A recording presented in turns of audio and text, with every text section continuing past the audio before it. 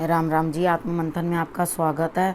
अब मैं आपको मूलांक 7 वालों के बारे में प्रेडिक्शन बताती हूँ। स्प्रेड क्या कहता है, अच्छा कहता है तो आगे बढ़ जाओ, नेगेटिव कहता है तो मैं हूँ ना, आपको मोटिवेट कर रही हूँ, आपको समझा रही हूँ, आपको बता रही हूँ किस तरह से आपने आगे बढ़ना है।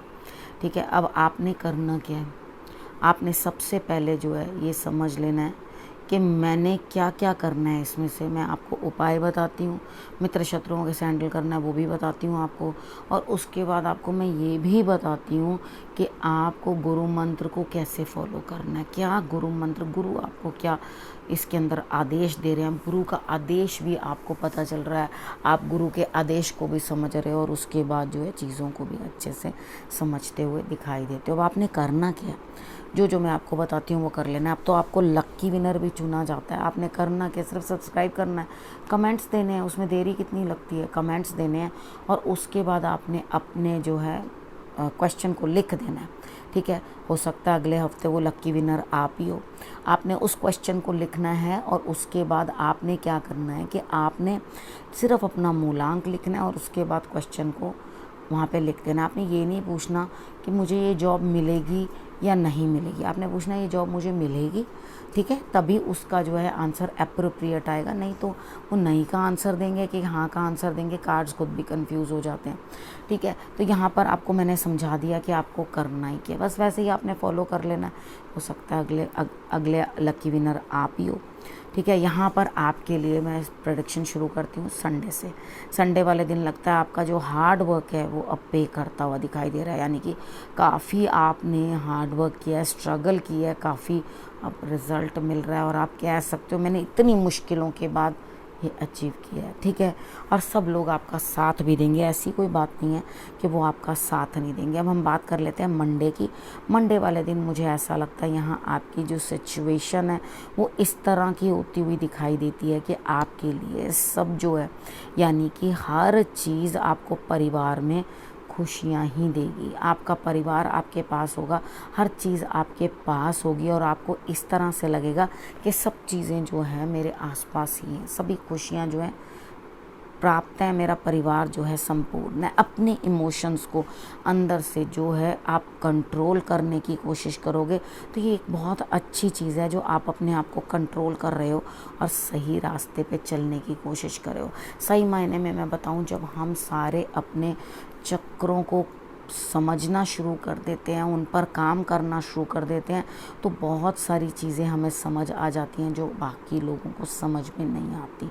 अब हम बात कर लेते हैं ट्यूसडे की। ट्यूसडे वाले दिन मुझे ऐसा लगता है कि कोई आपको पैम्पर करता हुआ दिखाई देता है, आपको कोई प्यार करता हुआ दिखाई देता है। बस आपको करना क्या है, ऊपर वाले पे भरोसा और अपने आप पे भरोसा करना है, अपने मन को डगमगाना नहीं है।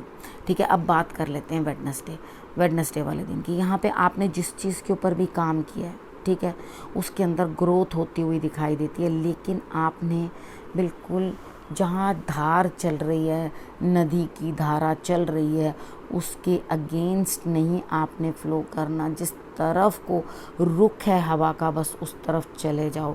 अगर आप एंटी चलोगे तो आपको बहुत थकाएगी, ये प्रेशर देगा, आपको बहुत परेशान करेगा। आपने बस रुख जहाँ का चल रहा है बस उधर ही चलते जाओ। उसके बाद बात कर लेते हैं थर्सडे की। थर्सडे वाले दिन मुझे ऐसा लगता है यहाँ पर आपके लिए जो सिचुएशन इस तरह की बनती हुई दिखाई दे रही है कि आप इमोशनली बड़े डिस्टर्ब होगे और जो चीज़ें आप सोच रहे हो मन में वो सब आप तजुर्बा करके देखोगे। यानी कि आपको जो चीज़ें अंदर से इमोशनली हर्ट कर रही हैं, फील कर रही हैं, हर चीज़ जो है आपको समझ में आएगी कि ये चीज़ें क्या हैं और क्या नहीं हैं। ठीक है, ये बहुत बड़ी बात है। कोई मेजर डिसीजन इस दिन मत लेना, क्योंकि ये सिर्फ तजुर्बा लेने का दिन है। गुरु की आराधना कर लेना, अपने गुरु की शरण में ज़रूर जाना और बिल्कुल डिसहार्टन मत होना। अपने इमोशंस को थोड़ा अच्छा रखने की कोशिश करना, चांदी के गिलास में पानी पीना तो आपको अच्छा फील होगा। ठीक है, उसके बाद बात कर लेते हैं फ्राइडे की। फ्राइडे वाले दिन मुझे ऐसा लगता है यहाँ पे कुछ ना कुछ आपसे कुछ लोग दूर होते हुए दिखाई देते हैं। आपको ऐसे लगेगा ओहो ये क्या, आप खुश होगे इस चीज़ के ऊपर, क्योंकि अंदर से ज्ञान इतना बढ़ चुका है कि आप किसी के जाने पे ना अब आहत होते हो ना किसी के आने से खुश होते हो, यानी कि आप सम रहते हो। जब हम सम रहने लग जाए ना कि किसी के आने का हमें कोई खुशी ना हो और किसी के जाने का हमें दुख ना हो, तो समझ लो आपके कार्य जो हैं वो पूर्ण होने लगे, यानी कि आप हर काम को पूर्ण करते हुए दिखाई देते हो, इन स्पाइट ऑफ कोई आए या इन स्पाइट ऑफ कोई जाए। ठीक है ना, आपका काम जो है पूर्ण होते हुए दिखाई देते हैं। अब बात कर लेते हैं सैटरडे की। सैटरडे वाले दिन मुझे ऐसा लगता है कि आप कहीं प्रेम संबंध में तो हैं, लेकिन बात करते करते इमोशनली अनसाउंड लग रहा है और ऐसे लग रहा है कि मैं हूँ तो सही, बात तो कर रही हूँ, मेरा जीवन साथी है या मेरा प्रेमी है या मेरा जोड़ीदार है, उससे मैं कुछ बातें तो कर रही हूँ, लेकिन वो बातें सिर्फ मुँह कर रहा है। बातें अंदर से जो सोल है वो इस तरह की है कि मैं इस चीज़ से विरक्त हूँ, इस रिलेशनशिप में मैं हूँ तो सही लेकिन भीगी नहीं। ठीक है, आप समझें इस चीज़ को, यानी कि जब हम प्रेम में भीग जाते हैं तो सुध बुध खो जाते हैं। यहाँ पर प्रेम में आप भीगे नहीं हो, आप इमोशनली सपोर्ट चाह रहे हो, इमोशनल सपोर्ट चाह रहे हो, अदरवाइज़ आप अपने आप को इन चीज़ों से दूर ही समझ रहे हो। ठीक है, तो अगर मन इस तरह से समझने लग गया तो समझ लो ईश्वर बड़े करीब है। ठीक है, तो आपको उनको समझना ज़्यादा ज़रूरी पड़ रहा है रादर देन कि एक मटीरियल रिलेशनशिप को। ठीक है, अब हम बात कर लेते हैं आगे कि क्या करना है, गुरु आपको क्या बोल रहे हैं। देखो, बहुत मुश्किल जो है आपके लिए ये समय चल रहा था। ठीक है ना, अब जो है उसका एंड आता हुआ दिखाई दे रहा है।